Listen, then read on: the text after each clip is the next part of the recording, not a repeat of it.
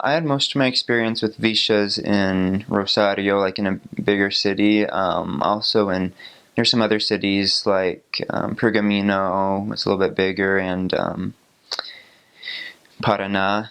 And I'm sure in Santa Fe I heard about the Vishas there too. But you go into these Vishas. I remember going into one in Rosario, just kind of you're just in a regular neighborhood, and then you go to this kind of this dead end, and there's this narrow walkway, and that you can go down, and there'll be smaller huts and houses that people have built, and it's just these smaller narrow sidewalks that you kind of weave in through around these um, little makeshift houses that people have made, and like they just the people are accustomed to living that way, and they were friendly to us missionaries. Like we'd go in, and the people we were going to visit, they'd often escort us out, and so we were protected. And I heard about a visha that was supposed to be especially dangerous, and I heard that that only like missionaries were some of the only ones that could go in there, and come out okay,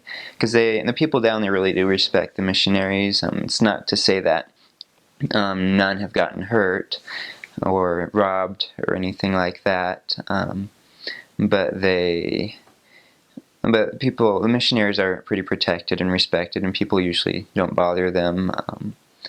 When I was in Rosario, I got robbed once, but that was the only time in my mission I was robbed, and and the guy just took our watches and left, and we were just fine. And it was kind of funny because our zone leaders in our apartment also got their watches taken the same day, and so we have this picture with them with bare wrists, where our watches had been.